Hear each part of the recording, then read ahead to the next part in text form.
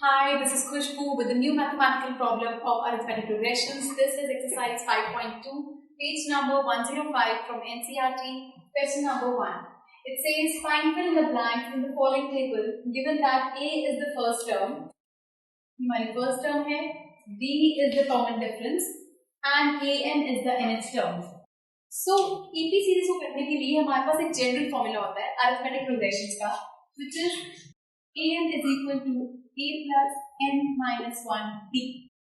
ये फॉर्मूला जिसमें ये AN जो होता है वो होती है हमारी nth टर्म. nth टर्म का मतलब है कि लेट्स सपोज कोई सीरीज है जिसमें 5 टर्म है और 5 टर्म में मतलब ये हो गई n की जगह 5. नंबर ऑफ टर्म्स कितनी है 5. तो A5 का मतलब फिफ्थ टर्म, मतलब उस सीरीज के अकॉर्डिंग उसकी फिफ्थ टर्म तो ही होगी और इसकी लास्ट टर्म भी है. क्यों? क्योंकि उसके पास टर्म्स ही सिर्फ 5 है. लेट्स सपोज कोई सीरीज होती है जिसमें कि 47 टर्म्स है, तो नंबर ऑफ टर्म्स कितने हैं 47. A47 नंबर टर्म भी यही है और लास्ट टर्म भी यही है. A हमारी first term, N total number of terms जितने -1, D is the common difference जो हमारी सीरीज में चल रहा है. तो सबसे पहले आपको गिवन है A7 है फर्स्ट पार्ट के लिए. A is 7, common difference is 3 and N is 8. हमें फाइंड करना है ये AN हमें निकालना है. तो इसी फॉर्मूला को हम यूज करेंगे. AN हमें फाइंड करना है. फर्स्ट टर्म हमारे पास 7 है प्लस N हमें गिवन है 8 माइनस 1, कॉमन डिफरेंस इज 3.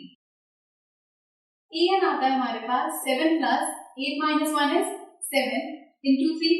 पहले हम करेंगे मल्टीप्लीकेशन, इसमें बॉड मल्टीप्लाई करके बाद में एडिशन. तो 7 प्लस 7 3 is 21 मींस 28. सो हमारे पास ये आंसर आ गया AN की वैल्यू 28.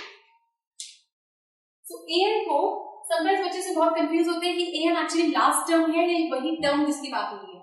अगर आपको N गिवन है, आपको बता दिया कि 8 टर्म, तो आपकी जो 8 टर्म है वो आपकी 28 है. दैट मींस सो अकॉर्डिंगली अगर आप देखो नंबर ऑफ टर्म्स अगर 8 है तो आपकी लास्ट टर्म भी AN ही है और आपकी 8th टर्म भी वही है. सो ये इसका मतलब है. नेक्स्ट पार्ट के लिए हमें गिवन है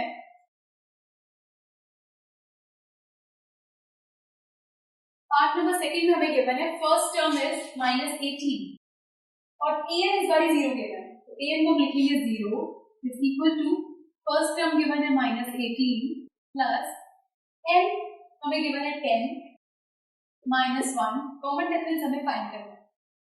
0 is equal to -18, 10 minus 1 is 9D. 18 इधर आएगा तो हो जाएगा 0 plus 18 is equal to 9D. 18 plus 0 means 18 is equal to 9D. अब 9 नीचे आएगा तो बनता है 18/9. D की वैल्यू आ गई हमारे पास 2. D is 2. सेम वेज सबको फॉर्मूला ध्यान रखना है, उसे वैल्यूज को पुट करने जाना है. पार्ट नंबर 3 हमें कॉमन डिफरेंस गिवन है, N गिवन है, AN गिवन है और हमें निकालना है फर्स्ट टर्म. AN हमारे पास है -5, फर्स्ट टर्म हमें निकालनी है. N हमारे पास है 18 -1 और कॉमन डिफरेंस है -3. तो ये हुआ -5 is equal to A plus 18 minus 1 is 17 into -3. तो ये यहाँ से बन जाएगा -5 is equal to A plus 17 into -3 is -51. So -5 is equal to A plus minus minus -51. ये 51 उधर आएगा तो ये हो जाएगा पॉजिटिव. तो plus minus minus first term हमारे पास आ गई 46. हमारी फर्स्ट टर्म है 46. Same as part number 4.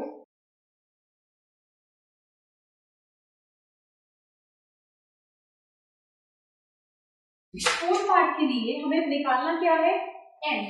हमें गिवन है डेटा में A, D और AN. AN की वैल्यू है 3.6, इसको आप लिखोगे 3.6 इज इक्वल टू A हमारे पास है -18.9 प्लस N आपको फाइंड करना है N-1.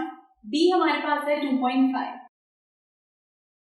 सो इसको सॉल्व करेंगे तो 3.6 इज इक्वल टू माइनस 18.9। इस 18.9 को अगर आप उधर ले आओ तो ये हो जाएगा positive, will be plus 18.9 is equal to n minus 1 2.5। 18.9 को इधर ले आए। 18.9 जब 3.6 के अंदर ऐड होता है तो हमारे पास आता है